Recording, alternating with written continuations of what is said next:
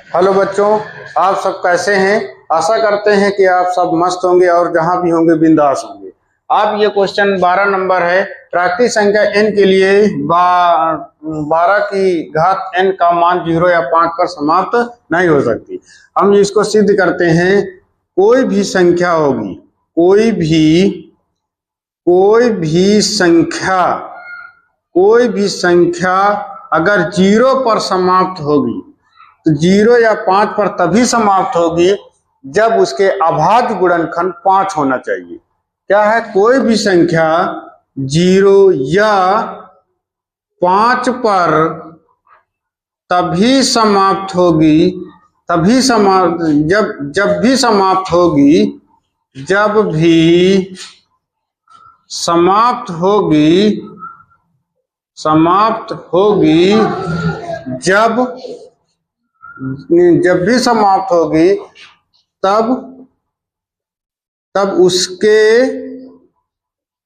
गुणनखंड में 5 होना चाहिए। क्या होना चाहिए? 5 होना चाहिए। यह बात समझिए पहले।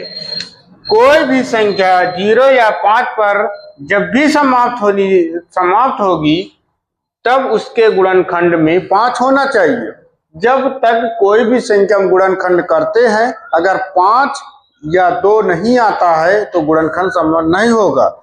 इसलिए हम लोग लिख लेते हैं, किसी भी संख्या 0 पर जब भी समाप्त होगी तो उसके गुणनखंड में 5 होना चाहिए, या 2 होना चाहिए, 2 या 5 होना चाहिए।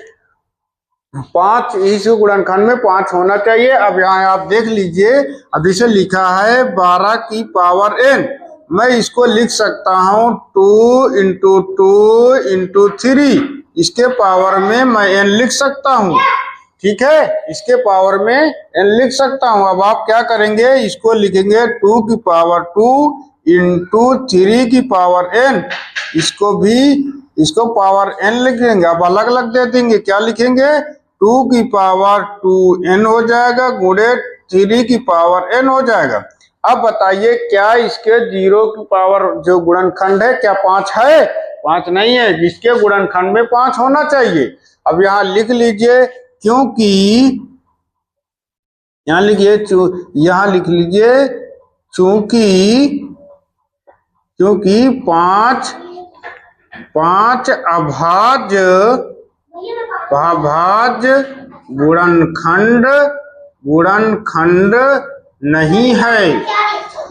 क्या है? क्योंकि 5 अभाज्य गुणनखंड नहीं है। तो आप क्या लिखे? इसे क्योंकि आप 5 अभाज्य गुणनखंड नहीं है। आप इसके आगे लिखेंगे, इसके आगे आप यहाँ लिख लेंगे, क्योंकि अब यहाँ आने के बाद आप यहाँ तक लिखेंगे। यहाँ लिखने क्योंकि अब 5 अभाज्य गुणनखंड नहीं है। अगर 2 था, 2 के साथ 5 हो जाता तो यह अभाज्य गुणनखंड आराम से आपका हो जाता। कोई भी संख्या में अगर 5 इसको गुणनखंड करेंगे तो 2 या 5 होना चाहिए। अगर 2 या 5 आएगा तो 0 मान में 0 होना चाहिए, हो जाएगा। अब आप यहाँ लिखेंगे, क्योंकि 5 का अभाज्य गुणनखंड नहीं है, तो यहाँ लिखेंगे n की 12 की पावर n का मान 0 या 5 पर समाप्त नहीं होगी। क्या लिखेंगे? समाप्त नहीं हो सकती। ठीक है, अभाज्य गुणनखंड में 12 की पावर n का मान 0 या 5 पर समाप्त नहीं होगी। क्यों नहीं होगी? क्योंकि 5 नहीं है। अगर यहाँ 5 हो जाता, यह गुणनखंड में 5 होता तो ऑटोमेटिक ये कोई भी, आप देखिए, ये ऐसे सवालों में क्या करते हैं, आप ऐसे सवालों में सिर्फ आप गुणनखंड कर लेंगे। अगर गुणनखंड करने में 2 या 5 आ जाता है, जब 2 5 आ जाएगा तो कोई भी गुणनखंड करेंगे 2 या 5 दोनों आ जाएंगे तो इसका मतलब होता है 0 पे समाप्त होगा। अब ये 2 तो है, आसान है, 2 तो है, ठीक लग रहा, लेकिन 5 नहीं है। तो क्या लिखेंगे? क्योंकि 5 का अभाज्य गुणनखंड नहीं है, इसलिए 12 की पावर n का मान 0 या 5 पर समाप्त नहीं होगा। आप इसको अच्छे से नोट कर लीजिए। फिर नेक्स्ट सवाल बताते हैं। अब ये 12 नंबर सवाल हो गया है। अब ये आपका कौन सा नंबर सवाल है? 13 नंबर सवाल है। 13 नंबर सवाल में आपको ये देखना है कि निम्न भाज्य संख्या, निम्नतम भाज्य संख्या और निम्नतम अभाज्य संख्या का मासा बताना है। तो अब क्या है, निम्न पहले लिखते हैं सबसे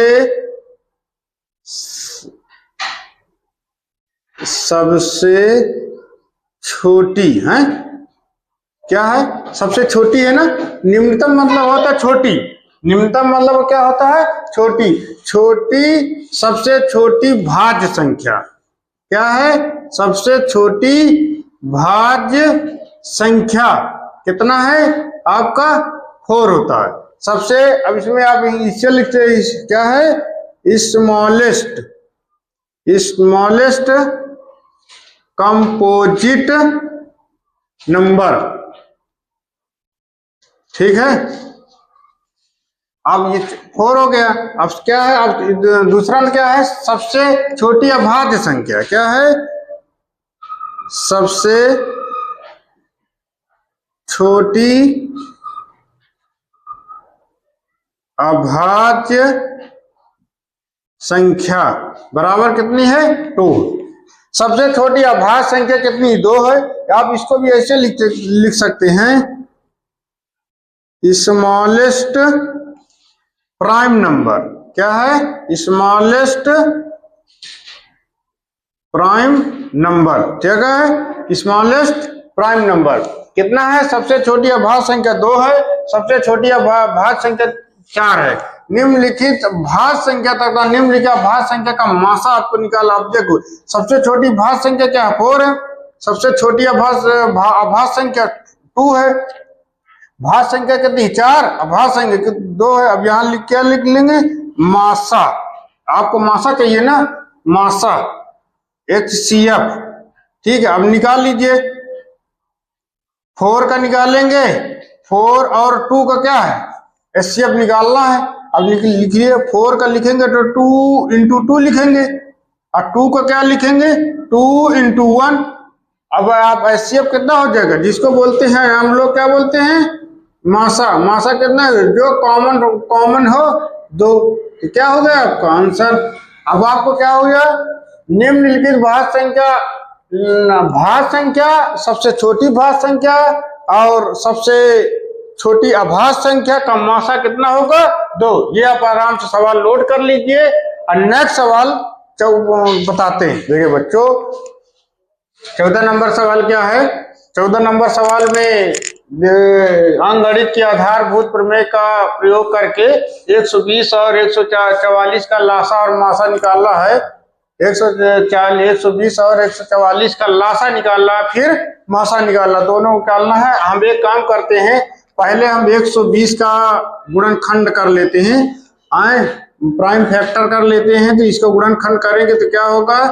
2 × 12 0 लिखेंगे, 2 × 6 0 लिखेंगे, 2 × 1 2, 1 बचा इधर जाएगा 0, 2 × 5 10, 3 बचे 15, 5 × 5, ये लिख लिया। अब 144 का लिखते हैं फैक्टर। 144 का फैक्टर लेंगे क्या होता है? 2 × 7 14, 2 दूनी 4, 2 से काटेंगे 2 × 6, 2 × 6, 1 बचा 2 × 12, 2 से काटेंगे 2 × 1 2, 1 बचा 2 × 16, करेंगे 2 2 नहीं 18, 3 × 9, 3 × 3। आप आराम से गुणनखंड कर लिया। अब आसान विधि से हम लोग गुणनखंड करेंगे। गुणनखंड करने के बाद हम आपको, अब ये 120 है, अब यहाँ लिख लीजिए आप आराम से 120 बराबर लिख लीजिए गुणनखंड 2 × 2 × 2 × 3 × 5, ये लिखेंगे ना, 2 × 2 × 2 3 5 लिखेंगे। अब इसको हम लिख सकते हैं, अब इसी प्रकार लिखेंगे क्या? इसके लिखेंगे 144 का, 144 का लिखेंगे तो क्या होगा? 144 का लिखेंगे 2 × 2 इंटू 2 इंटू 3 इंटू 3, क्या होगा 4 टाइम है ना, 4 टाइम लिख लिया। अब यहाँ लिखे, अब आराम से गुणनखंड है, अब यहाँ से लिख लेंगे मासा। क्या लिखेंगे, मासा बराबर क्या होगा, देखिए अब इसका ये आ रहा है, इसको नोट कर लीजिए, कॉमन है, जो दोनों में कॉमन हो आपको कुछ करना ही नहीं है। आपको क्या करना है, 120 144 का आप गुणनखंड कर लीजिए, गुणनखंड कर लिया, 144 का कर लिया। आप 120 का लिखेंगे 2 गुणे 2 गुणे 2 गुणे 3 गुणे 5 लिख लिया। 144 के लेगा 2 गुणे 2 गुणे 2 गुणे 2 गुणे 3 गुणे 3, इसे लिख लिया। अब मासा निकालेंगे, मासा दिया था, दोनों का मासा निकालेंगे, जो कॉमन 2 लिख लिया। अब ये भी कॉमन है, इसको भी नोट कर लीजिए, ये भी कॉमन है, इसको भी नोट कर लीजिए, ठीक है। अब ये 3 कॉमन है, इसको भी नोट कर लीजिए। अब गुणा कर लीजिए, 3 दूनी 6, 6 दूनी 12, 12 दूनी 24, ये क्या हो गया आपका 24 का हो गया, मासा हो गया, ठीक है बच्चों। अब ये आपका लासा निकाल लीजिए। अब क्या निकालेंगे, लासा। लासा बहुत आसान क्या होता है, जो कॉमन है उसको भी आप नोट कर लीजिए, जो दोनों में है इसको भी नोट कर लीजिए, जो दोनों में है इसको भी नोट कर लीजिए। इसको जो जो जो अक्षर दोनों में है आप पहले उनको नोट कर लीजिए, ठीक, नोट कर लीजिए आराम से। नोट करने के बाद जो बचे उनको नोट कर लीजिए। क्या बचा, 2 बचा, 2 लिख लीजिए। और क्या बचा, 3 बचा, इसको नोट कर लीजिए। और क्या बचा, 5 बचा, 5 नोट कर लीजिए, कोई दिक्कत। अब गुणा कर लीजिए, देखिए 3 त्रिक का 9, 9 दूनी 18, 18 दूनी 36, 36 दुनाई 72, कितना हो गया 36 दुनाई 72। देखिए 2 दूनी 4, 4 दूनी 8, 8 8, देख अब 3 के यहाँ हमसे करिए, 3 3 त्रिक का 9, 3 त्रिक का 9, 9 दूनी 18, 18 दुनाई 36, 36 दुनाई 72 लिख दिया। 5 दुनाई 10 गुणे 10 बराबर कितना हो गया 720, आपका क्या हो गया आंसर हो गया। पहले हमने 2 का गुणा 2, 2 दूनी 4, 4 दूनी 8, 8 8 3 24, 24 24 24 दूनी 48, 48 और 15 गुणा कराएंगे 720 आ गया, 720 आ जाएगा, 720 आपका आंसर हो गया। अब ये मासा कितना है 24, लासा है 24। आप इसको आराम से नोट कर लीजिए, इसको आसान भाषा में आप समझिए। पहले इसको लिए लासा आप गुणनखंड कर लीजिए। इसे आप डायरेक्ट ऐसे नहीं लिख पा रहे हैं, आप इसको डायरेक्ट नहीं लिख पा रहे, कोई दिक्कत नहीं, आप इसको आराम से नोट कर लीजिए। इसको पहले गुणनखंड कर लीजिए अलग अलग, या आप ऐसे नीट कर लीजिए, कोई दिक्कत। जो लोग डायरेक्ट कर सकते हैं वो डायरेक्ट कर लीजिए, जो डायरेक्ट नहीं कर सकते वो, या हम ए का मान निकाला, 15 नंबर का क्वेश्चन है, इसमें दिए है मासा बराबर ये दिया, आपको लासा निकालना। हम आपको एक फार्मूला बताते हैं, इसमें दिया रहता है मासा गुणे लासा बराबर क्या दिया रहता है, पहली संख्या गुणे दूसरी संख्या, ठीक है। अब देखिए पहली संख्या क्या है, ये दिया है, दूसरी संख्या ये दी है, और मासा आपके पास दिए, आपको लासा निकाला। जब तक लासा का मान निकलेगा नहीं, जब तक आप ए का मान नहीं निकाल पाएंगे। तो आप मासा का कितना दिए है, मासा दिए 5, आपको लासा निकालना है, आप लासा निकाल लीजिए। पहले आपको दिया पहली संख्या कितने दिए है 35 दिया है, गुणे दूसरी संख्या कितने दिए है 45। सिर्फ आपको यहाँ मान रखना है, सिर्फ नहीं, ये एक फार्मूला होता है, मासा गुणे लासा बराबर पहली संख्या गुणे दूसरी संख्या। अब इसमें मासा आपको दिया 5, गुणे लासा आपका निकालना है, क्योंकि जब तक लासा का मान आएगा नहीं, जब तक हम ए का मान निकाल नहीं पाएंगे। ए का मान निकालेंगे तब जाके लासा निकालिए। पहले यहाँ से देखेंगे लासा गुणे मासा, मासा गुणे लासा, तो मासा का मान 5 गुणे लासा, लासा यहाँ लिख दिया। लिखा क्या है 35 गुणे 45। अब नीचे क्या गुणे में है, गुणा और भाग का रिलेशन रहता है, तो गुणे में है, नीचे ले आइए 5, 5 51 5 5 9 45। अब देख गुणा कर दीजिए, लासा बराबर कितना है 35 गुणे 9, 35 गुणे 9 लासा आया। अब यहाँ मान लीजिए, अब लिखा है ना लासा कितना दिए 35 और 45 बराबर कितना है 63 गुणे ए। 63 गुणे ए ये पूरी दिए ना, ये इसके स्थान पर आपको मान रखना है। तो लासा बराबर 63 गुणे ए, तो लासा बराबर 63 गुणे ए। अब आपका लासा कितना दिए यहां लिख दीजिए, लासा बराबर कितना दिए। अब ये लासा इसी पहली संख्या गुणे दूसरी संख्या का ना 35 गुणे 9, 35 और 45 का लासा कितना है 35 गुणे 9 है। चाहे गुणा भी करके देख लीजिए, कोई दिक्कत नहीं, चाहे पहले गुणा कर लीजिए चाहे बाद में कर लीजिए, लेकिन अगर गुणा कर लेंगे तो आप काटने में दिक्कत होगी, इसलिए आसान रहेगा। तो देख लिए 9 51 9 9 7 63 7 51 7 7 पन्ना 7 पन्ना 35 कितना का 5 बराबर कितना ए। अब आपको ए का मान पूछा था, देखिए अब जैसे गुणा कर देते, अगर गुणा कर देते तो बस आसान दिक्कत होती, इसलिए हमने गुणा नहीं करवाए, ताकि गुणा करें यही वैल्यू यहाँ रख देंगे बराबर 63 गुणे ए। अब 7 9 51 9 9 7 63 7 कर 7 पन्ना 35, ए का मान कितना आ गया 5। अब हमको ए का मान ही निकालना है, आप इसको अच्छे से नोट कर लीजिए, इसके बाद आप नेक्स्ट वीडियो में बता। ये 16 नंबर सवाल है, यदि संख्या ए और बी का मासा 12 है, इन संख्याओं का गुणनफल 3600 है, तब इन संख्याओं का लासा क्या होगा। ये वीडियो में अगर आपको स्लो तेज में लग रहे थे, स्पीड में लग रहे तो आप स्लो मोशन में कर सकते हैं, आप आराम से वीडियो देख सकते हैं, बढ़ा के भी देख सकते हैं और घटा के भी देख सकते हैं। अब ये सवाल आपको देखना है।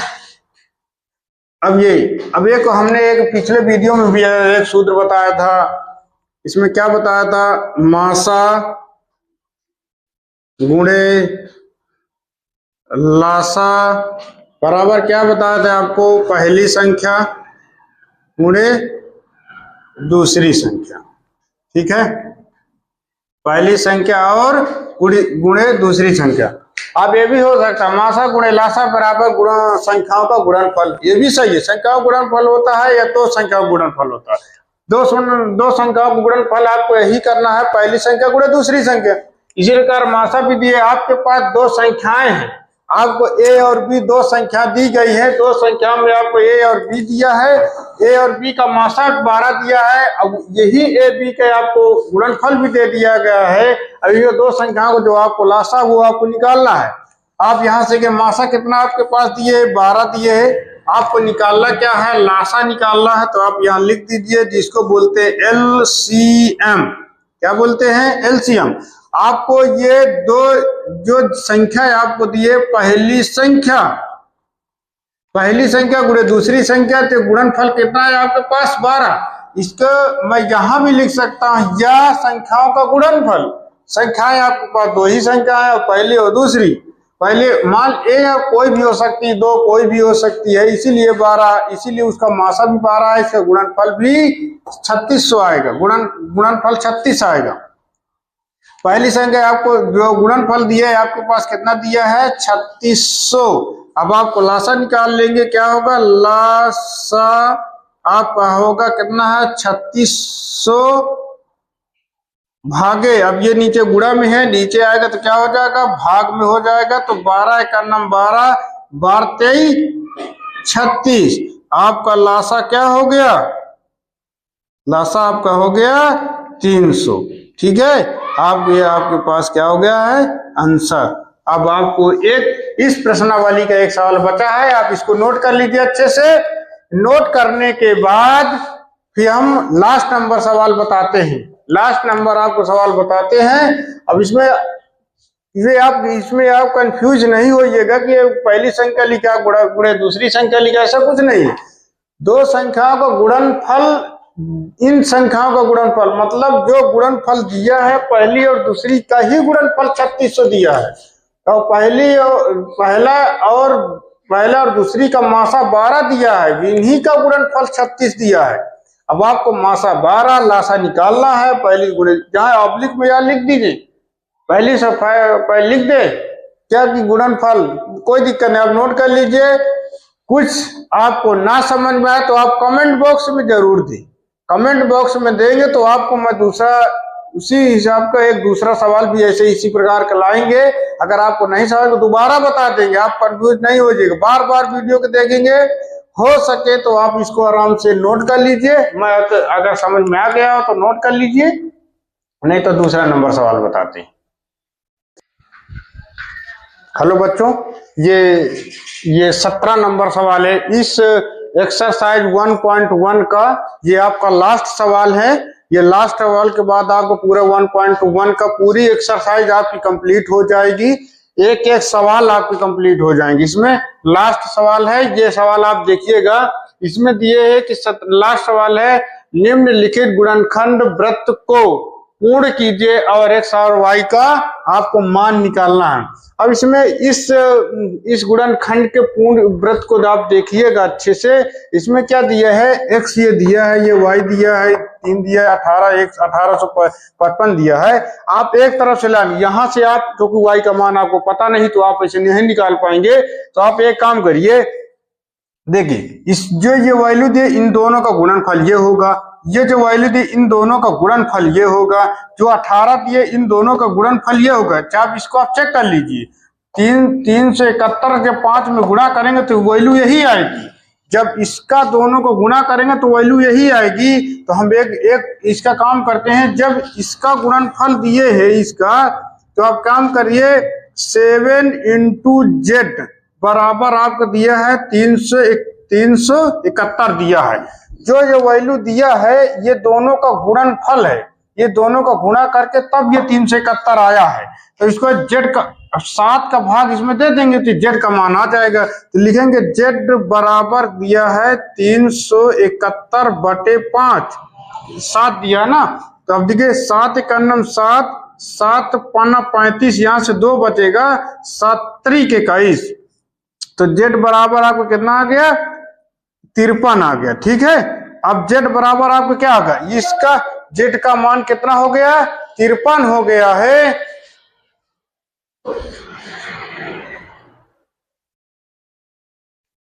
जेड का मान अब आपको 53 हो गया, क्योंकि 7 का भाग इसमें देंगे, 7 × 5 35, 2 बचेगा, 7 × 3 = 21, तो 53 आ गया।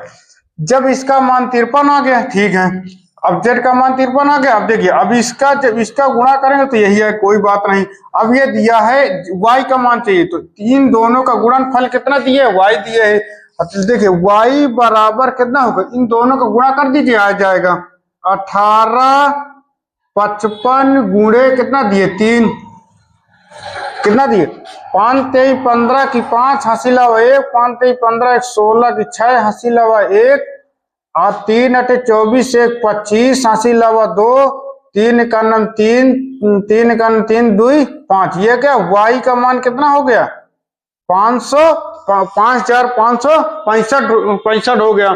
अब ये इस कितना आया, 5565 आया है। अब x बराबर क्या होगा, ये यहाँ लिख लीजिए, x यहाँ लिखिए, x बराबर 2 × y, 2 × y का मान कितना निकाले हैं, 5 5 6 5, गुणा कर दीजिए, 5 × 2 = 10 की 0 हासिल 1, 6 × 2 = 12, 1 13 हासिल 1, 5 × 2 = 10, 1 11 हासिल 1, 5 × 2 = 10, 1 11।